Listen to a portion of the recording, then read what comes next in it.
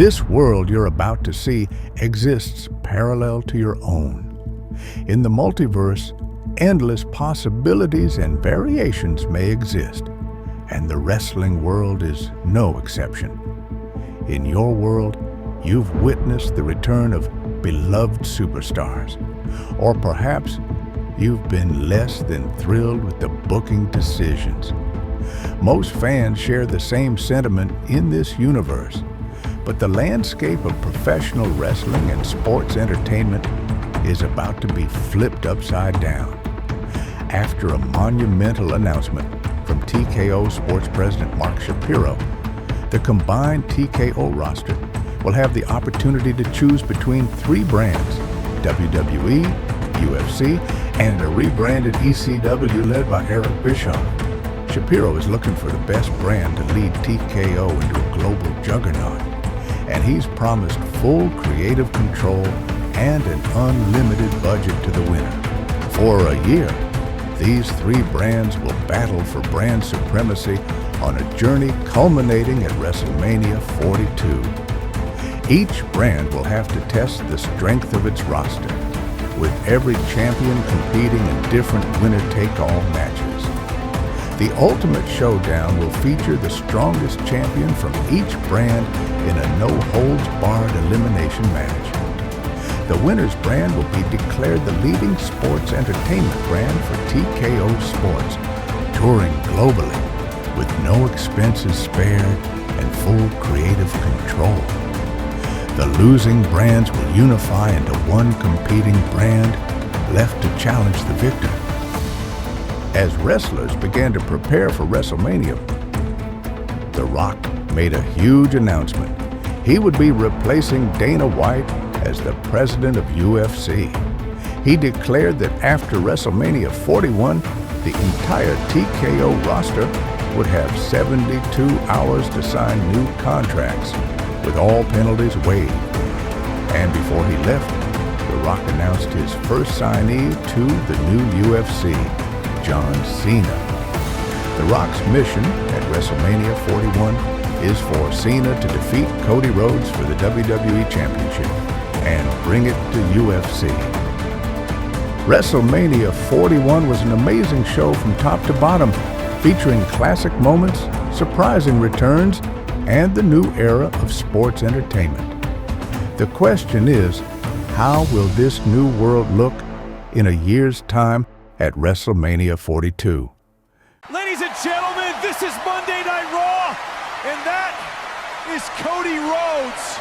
He lost us our goddamn prize title, Cole. How in the hell is he still employed here?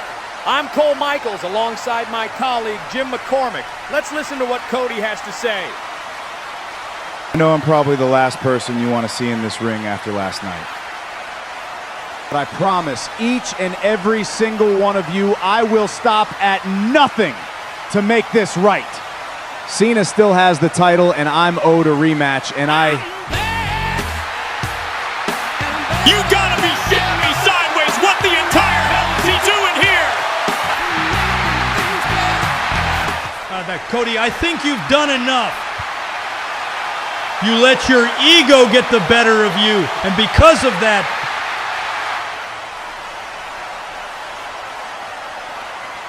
WWE no longer has its most prized possession. But Cody, I believe there is a way you can fix this. Join ECW, come to the land of the extreme, and become the man you were always meant to be. No.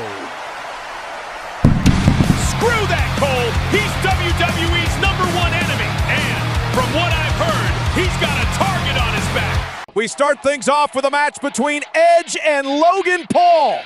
Both sides administrating speed and power back to back. Everyone's got a plan till they get decked in the mouth, Cole. And Logan decked the shit out of Edge and decked him again. God You'd think this is it for Edge. He's out of here. Just as Logan went for the pin, Edge kicked out and kept the fight going. A quick submission couldn't hold Logan, and one spear after another, and Edge came out victorious in his first match back in WWE. It would have been all right, but this jackass decides to attack Logan after the match. How is this acceptable? How is this not being punished? I know Logan talks a lot of shit, but this is uncalled for. Damn him.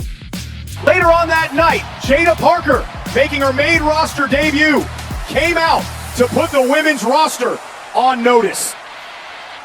Let me be clear here. I'm putting all y'all on notice, baby. I ain't nothing to play with. And of course, Natty would have something to say.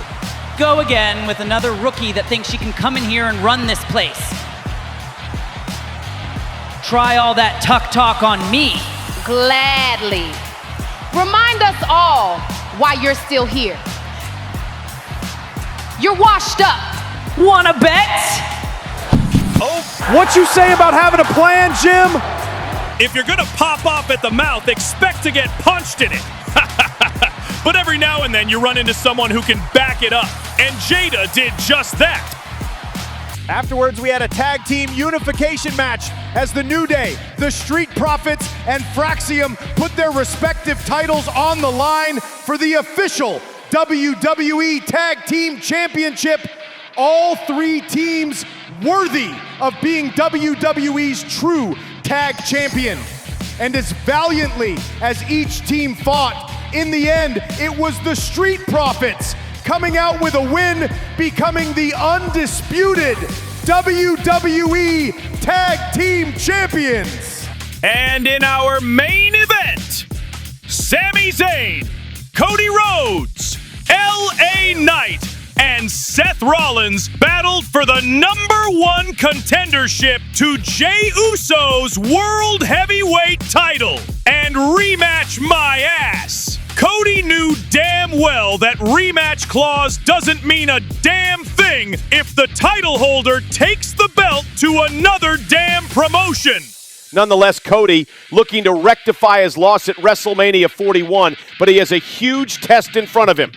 All four men with great momentum coming into this match. Neither man giving an inch in this battle, and near fall after near fall, and one quick move from Cody, and an unsuspecting Sami Zayn, Cody was able to hit the crossroads on LA Knight and score the pin before Seth or Sami could break it up. And we will see Jey Uso face off with Cody Rhodes for the World Heavyweight title at Money in the Bank. Now, let's take it over to ECW and see who Eric has poached from WWE. I know what time it is. This the part where we crank it up. Let's crank it up. Now here we go. Of course he steals our truth. But what happens next surprised the hell out of me. Wait a minute! Holy shit! It's Jon Moxley! No need to adjust your TV screens. Jon Moxley signing a monumental deal with TKO, leaving AEW, and in his first match in ECW facing R-Truth for the new ECW television title in a first blood match. We all know this is one tough son of a bitch. Jon Moxley brutalizing R-Truth, eventually making him bleed. And ECW, you guys got a lunatic on the loose. Don't say I didn't warn you. ECW looking to crown a new women's champion. Sol Ruca, Charlotte Flair, Liv Morgan, and Stephanie Vakir clash, and none of them were prepared for Stephanie Vakir as she dominated to become the new ECW women's champion. And by God, no one expected this next match when CM Punk, Ricky Saints, Javon Evans, Dominic Mysterio, and